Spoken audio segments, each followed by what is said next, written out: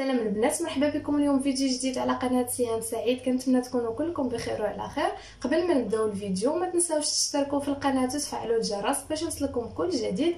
اليوم ان شاء الله غادي نحضروا طاكوس بالكفته، ساهل صراحه وتوحشنا ماكله الزنقه في هذا الحجر الصحي. اول حاجه غادي نحضروا الخبز ديال الطاكوس، غادي نحتاجوا فيه 500 غرام ديال الدقيق الابيض، عندنا 2 معالق كبار ديال الحليب بودره،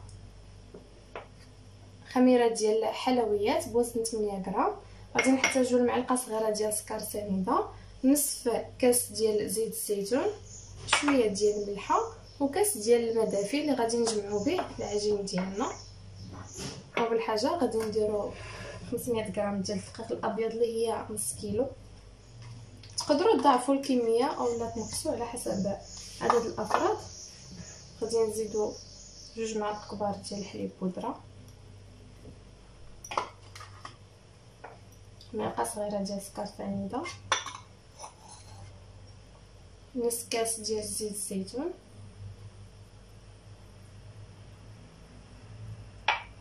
شويه ديال الملحه،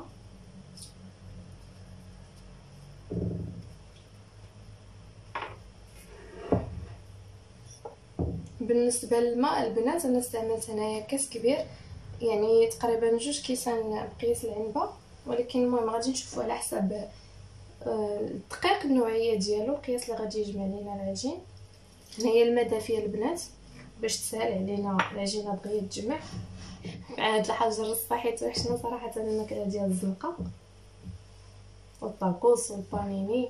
ان شاء الله غادي نحضروهم في الدار كاملين، علاش لا، والله يرفع علينا هاد الوباء يا ربي، ما بقى قد اللي فات ان شاء الله. هنايا الا خصني الماء راه غادي نزيدو من بعد. الخميره ديال الحلويات كنت غادي ننساها،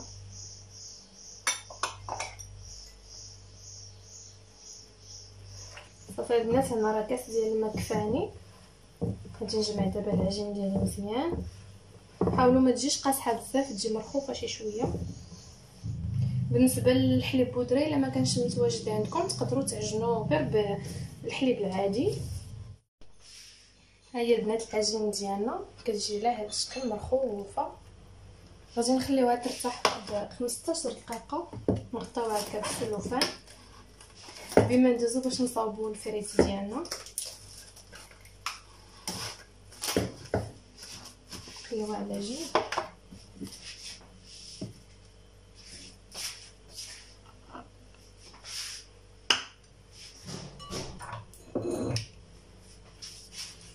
هنايا عندي بالنسبه للفريت 4 الحبات ديال البطاطا،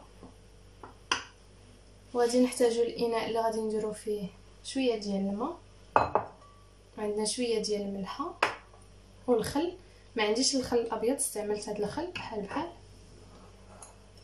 غندوزو دابا باش نقطع الفريت تكون رقيقه باش تجينا مقرمشه.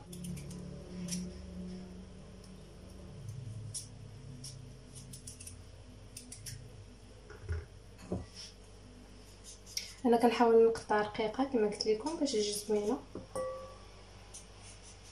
كنرقدها في الماء تقريبا واحد نص ساعه حتى ساعه باش ما بقات مزيان. غادي نزيدو معها شويه ديال الملحه مع شويه ديال الخل ونخليوها على جنب. ديما نكملوا الخبز ديال الطاكوس ونصاوبوا الكفته اللي غادي نعمروا بها الطاكوس ديالنا.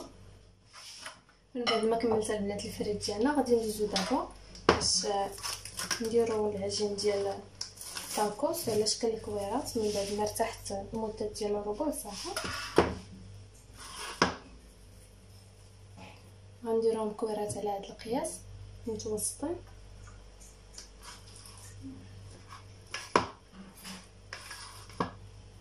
تقدروا كما قلت لكم تضاعفوا الكميه ديال العجين على حسب عدد الافراد. هنا تقريبا غادي تخرج لينا 8 حبات. هنا غادي نشوفوا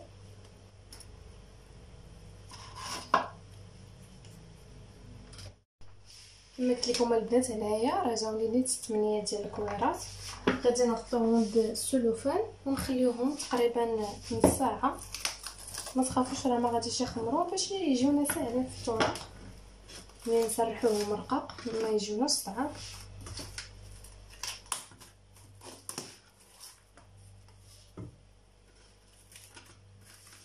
وغادي ندوزو دابا باش نقادو الكفته ديالنا. نديرو ليها القوان ونشحروها مع بصيله. نتوما غادي تشوفوا معايا. هنايا البنات غادي ناخذوا 250 غرام ديال الكفته. تقدروا تستعملوا الدجاج الا ما بغيتوش ديروا الكفته، المهم على حسب. غادي نديروا ليها القوان، حتى شويه ديال الخرقوم، شويه ديال البصل،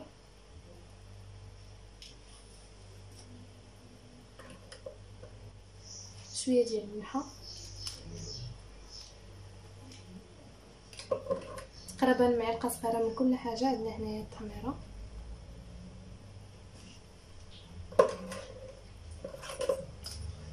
شويه ديال السكينجبير،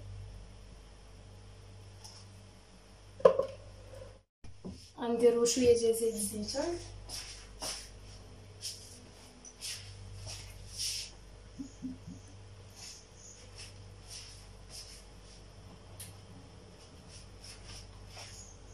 تقدروا البنات تستعملوا المعدنوس، انا ما كنديروش. هنا غادي نزيدو دابا حبه ديال البصله نقطعوها تكون رقيقه،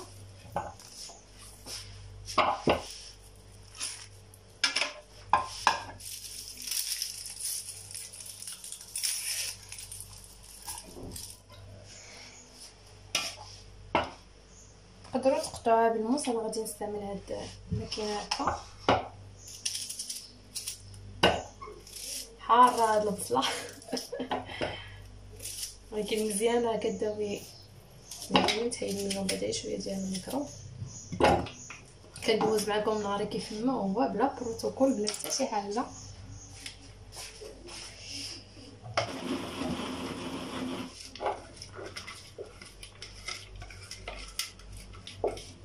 حاولوا البنات تقطعوها تكون رقيقه باش دغيا تشحر لينا الكفته.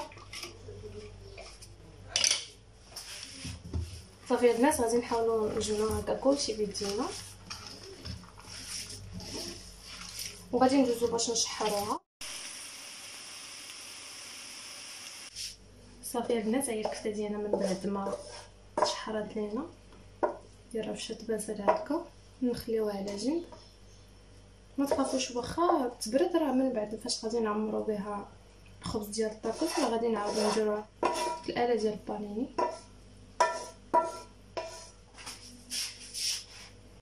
غادي ندوزو دابا باش نمرقو الخبز ديال الطاكوس ديالنا من بعد ما ارتاح واحد المده ديال نص ساعه تقريبا.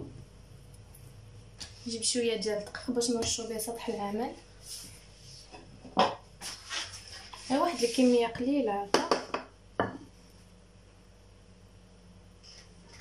غادي نحاولوا نسرحوا العجين ديالنا تكون رقيقه بلا مدلك هكا.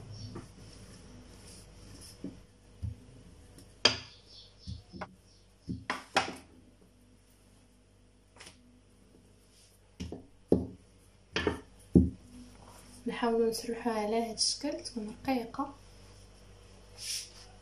نديروها هكا في شي منديل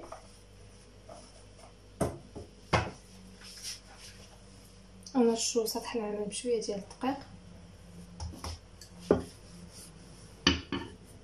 ضروري البنات ترققوها مزيان.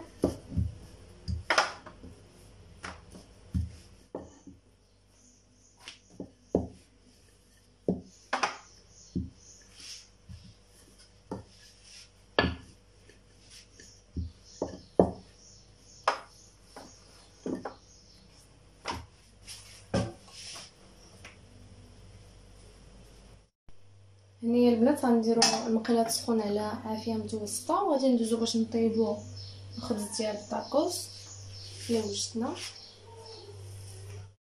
ملي يوجد لينا البنات الخبز ديال الطاكوس غادي نحاولوا نلويوه بشي منديل.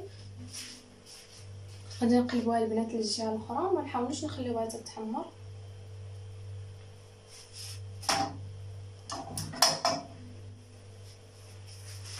بالنسبه للصوص البنات اللي غادي نستعملو في الطاكوس ديالنا عندنا 3 ديال الصوص. غنستعملو صلصه ديال ساموراي وصلصه جزائريه والصلصه الثالثه اختياريه عاديه غير بلا مطار. المهم بقاو معايا باش نشوفوا الطريقه. غادي نحتاجو وكما كتعرفوا راه لي صوص راه موجودين في المحلات التجاريه ولكن حنا غادي نحاولوا باش نصاوبوهم في الدار. غادي ناخذ 2 معالق كبار ديال مايونيز.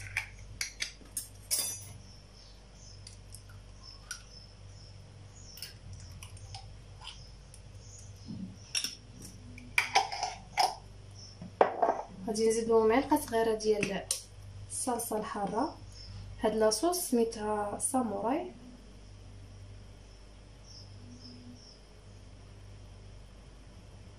معلقه صغيره.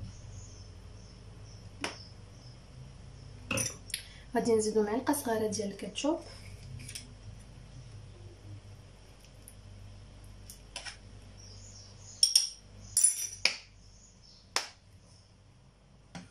شويه ديال الخل.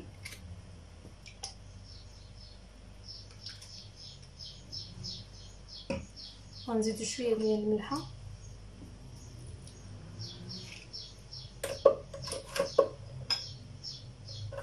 شويه ديال الابزار.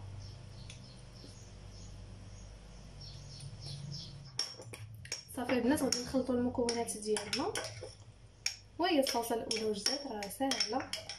صافي كتكون على هذا الشكل. غادي ندوزو دابا باش نصاوبوا الصلصه الجزائريه. غادي نحتاجو فيها معلقه كبيره ديال صلصه الطماطم. غادي نحتاجو المعلقه كبيره ديال بصله هكا مشلضه صغيره رقيقه. بالنسبه لبنات الصلصه الجزائريه غادي نحتاجو معلقه كبيره ديال صلصه الطماطم، شويه ديال المعدنوس، معلقه كبيره ديال البصله هكا مشلضه رقيقه، شويه ديال زيت الزيتون، عندنا هنايا راس الحانوت، وغادي نحتاجو 2 معالق كبار ديال المايونيز، معلقه صغيره ديال الصلصه الحاره، معلقه صغيره ديال الكاتشوب. صافي وغادي نديرو التوابل. المهم نتوما غادي تشوفوا معايا. غادي ناخذوا صلصه الطماطم، غنزيدو معاها المعدنوس، معلقه صغيره ديال راس الحانوت، شويه ديال زيت الزيتون،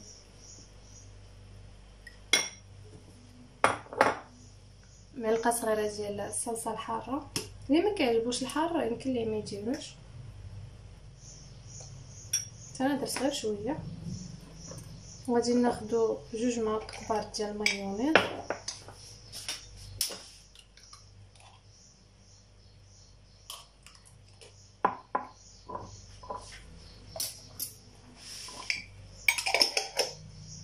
معلقه صغيره ديال الكاتشوب،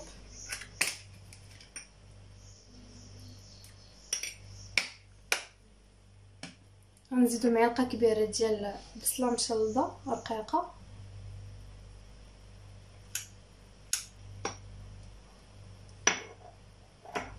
بالنسبه للتوابل غادي نديرو شويه ديال الملحه،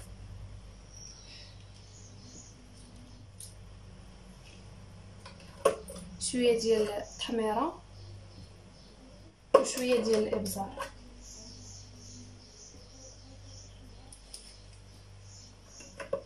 صافي غادي نخلطوا المكونات ديالنا مزيان. هي البنات الصوص ديالنا كيجي فيها واحد اللون زوين. صافي غادي ندوزو دابا باش نصاوبوا الصلصه الثالثه. هي اختياريه، تقدروا تكتفيو بهاد لي صوص بجوج، هادي راه ساهله. غادي نحتاجو فيها لا موطارد، معلقه صغيره،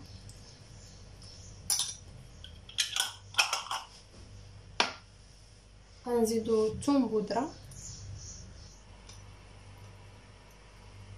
معلقه صغيره ديال الكاتشوب،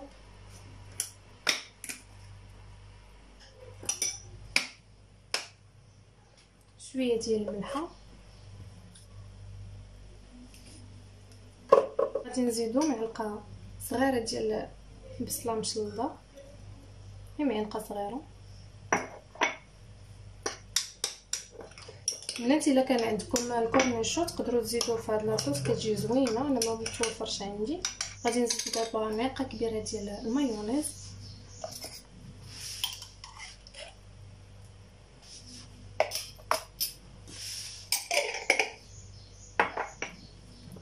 صافي غادي نخلطوا المكونات ديالنا مزيان.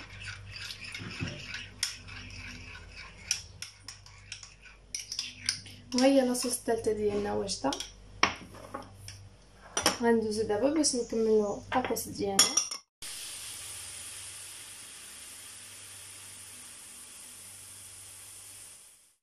البنات هو دابا كلشي عندنا واجد. من بعد ما قليت الفريت غادي ندوزو دابا باش نقادو الطاكوس ديالنا. هنايا درت الاله ديال البانيني درتها تسخن باش يوجدو لينا دغيا. غادي ناخدو الخبز ديال الطاكوس، غادي نديرو لاصوص صلصه جزائريه، تقدروا تستعملوا اي وحده فيهم ولا بثلاثه، المهم لكم الاختيار.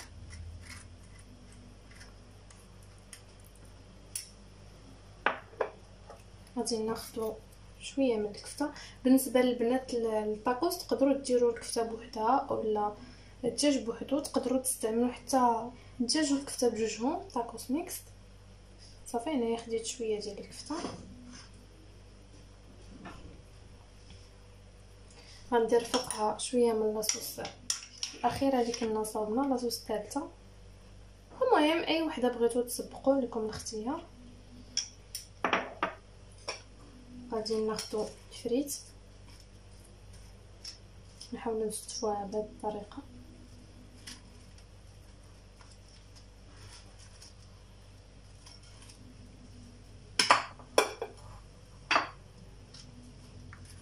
غنزيد شويه ديال لاصوص من الفوق.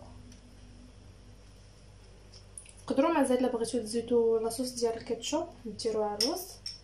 انا غادي نرافقها مع الفريت. هنايا عندنا فرماج ديال ساندويتش مربع،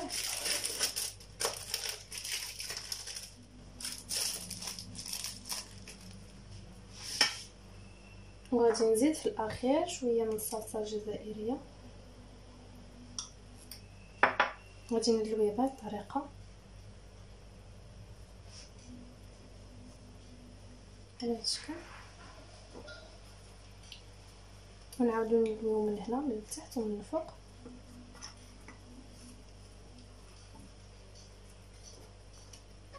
صافي وغادي نديرو دابا في الاله ديال البانيني.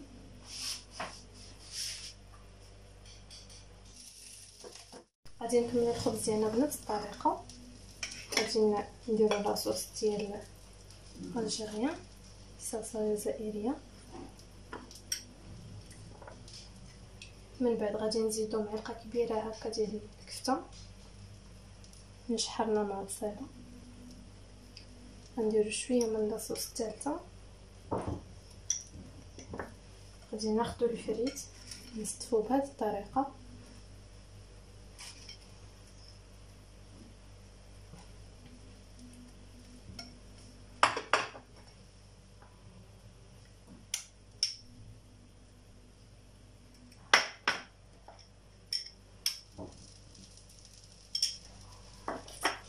من بعد ما درت لاصوص غادي نزيد الفرماج ديال الساندويتش.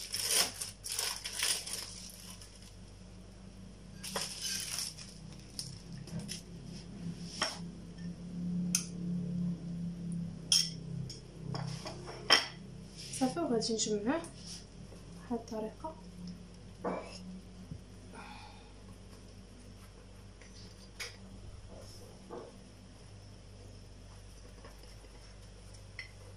ونديروه في الاله ديال البانيني.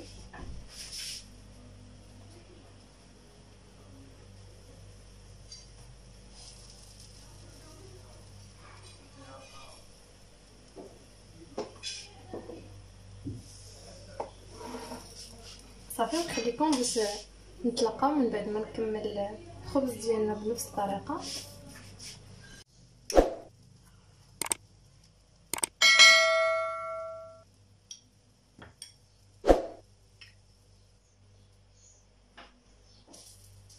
ها هو البنات الشكل النهائي ديال الطاكوس ديالنا، كيجي غزال صراحه وبنين. كنتمنى تجربوه. ها هو الشكل ديالو من الوسط. كنتمنى الفيديو ديال اليوم ينال الاعجاب ديالكم، وما تبخلوش عليا بالاشتراك في القناه وتفعيل الجرس والضغط على زر لايك الا عجبكم الفيديو ديال اليوم. ونتلاقاو في وصفه جديده وفيديو جديد ان شاء الله. مع السلامه.